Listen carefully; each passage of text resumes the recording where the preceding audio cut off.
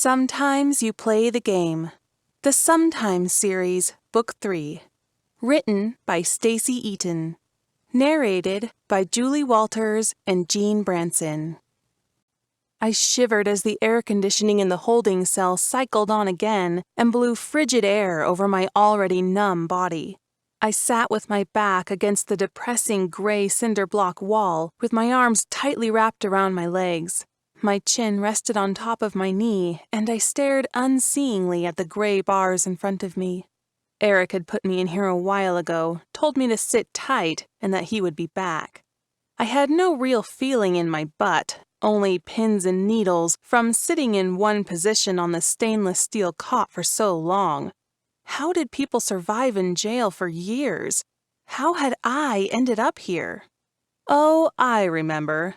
A few months ago, while I was having one of the worst days of my life, a man came into my life and changed it. His name was Devon Carrington.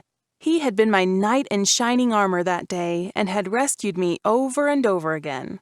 He'd also introduced me to the lottery, and the two of us played the same numbers on the same day and won a major jackpot, splitting a $56 million prize.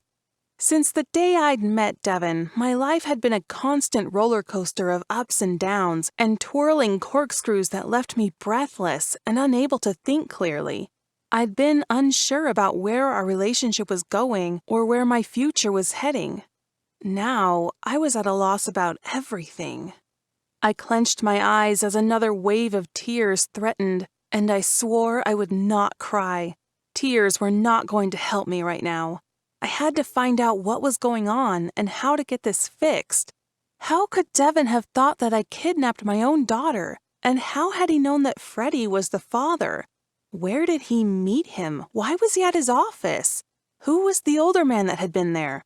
Why had Devon wanted custody of Allison? What was he going to do with my daughter? I started to panic, my chest aching as I tried to suck in air, but it became harder and harder to do. I clawed at my chest. I didn't want to die. What would happen to Allie? At the same time, if I was going to be stuck in prison because of Devon, I didn't want to face one more second of life. How could I have trusted him? How could Devon have asked me to trust him and then betray me like this?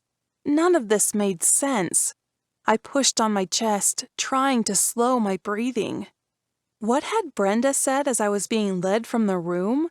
I thought you were going to protect her?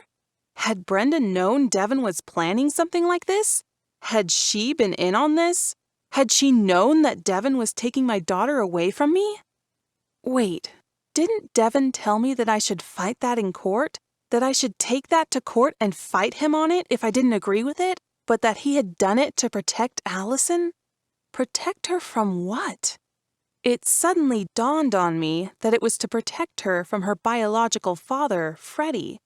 How had Devon known? How had Devon known about Haley Michaels? Unless Freddie had told him. I put my forehead down on my knees. Hadn't Devon said that someone was after him and that he had to stay away from me to protect both me and Allison? Who would come after us except Freddie? But why would he? He had signed the papers to terminate his rights. None of this made sense. I banged my head twice. A loud clang echoed through the cell area, and I lifted my exhausted head to see Eric step in front of the cell. "How are you doing, Haley?" I just shook my head. "I have nothing to say to you." He glanced back toward the door.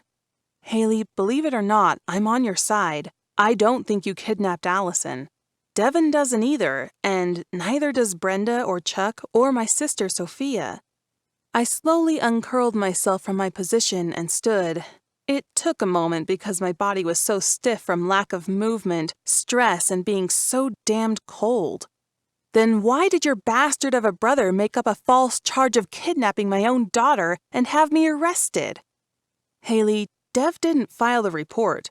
Fred Garner did last month." "Why would he do that? He didn't want to have anything to do with us." Eric shook his head. "To be honest, Haley, I shouldn't be talking to you. I can't be talking to you because everything you say is on record here.